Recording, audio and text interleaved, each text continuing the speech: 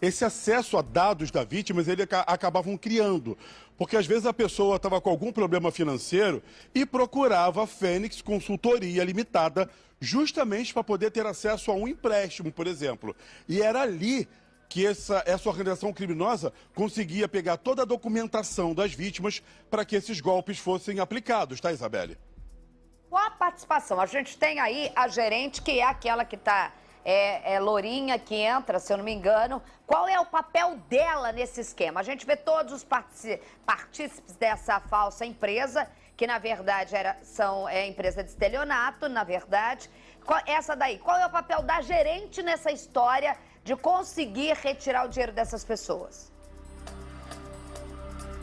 Olha só, Isabel, eu conversei agora há pouco com uma das advogadas aqui dessa gerente, a Érica da Silva Beta, que afirma que a cliente dela afirmou que não teve qualquer tipo de participação nesse caso. Ela apenas mandava um link ali, que não sabia que se tratava de uma organização criminosa e que a organização criminosa cometia os crimes. Mas a polícia afirma que ela sabia sim do que estava acontecendo e que quando esses documentos eram entregues ali para a Érica lá na agência bancária do Santander, era a partir dali que essa conta bancária, por exemplo, era aberta. Logo depois, se o cliente tivesse com o nome sujo, por exemplo, eles conseguiam limpar o nome da vítima para pedir cartões de crédito, empréstimos e até a compra de veículos. A organização criminosa funcionava basicamente desta forma, Isabelle. Sabe por quê, Caio, eu tô te perguntando isso? Porque eu, você, Carlos, a gente lidar com o banco, a gente sabe como é isso. Hoje é mais digital e tudo mais, mas a gente é de uma época em que a gente ia diretamente ao banco, não só para pagar contas, como para conversar na mesa do gerente. Você tinha muita gente ali.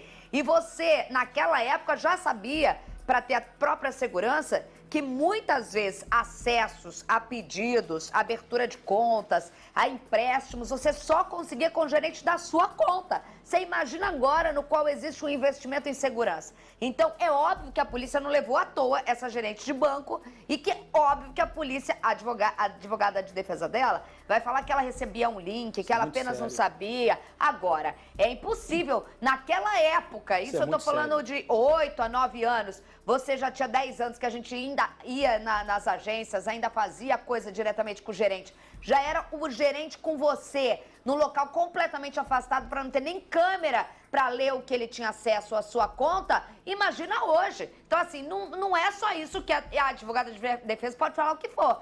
Mas não é só isso que essa gerente que aparece na tela fazia, receber um link e que não saber que eram golpistas. Me desculpem, é muito difícil de despregar. Pode ser? Pode, mas é muito difícil de descolar, né, Caio?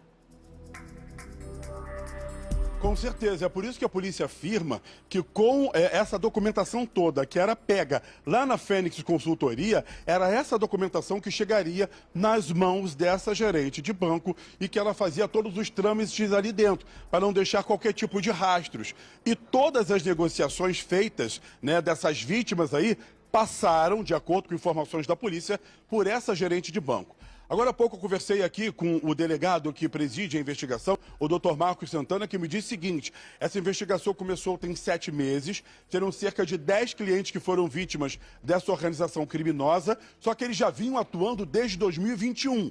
Então eles acreditam que o número de vítimas possa ser muito maior e o número de dinheiro aí que eles conseguiram arrecadar seria um montante que você não faz ideia. Porque em apenas, Isabelle, uma das vítimas teve um prejuízo de 700 mil reais. Ele falava aí num prejuízo chegando em torno de 1 milhão, só que se a gente colocar uma atuação de uma empresa como essa, que agiria de forma fraudulenta desde 2021, o número de clientes que foram conseguidos por eles ali seria um número muito maior e, claro, um montante muito maior. A gente gravou com o delegado aqui falando como é que era a forma de atuação até para que eles conseguissem trazer novos clientes para a empresa. Vamos ver na tela.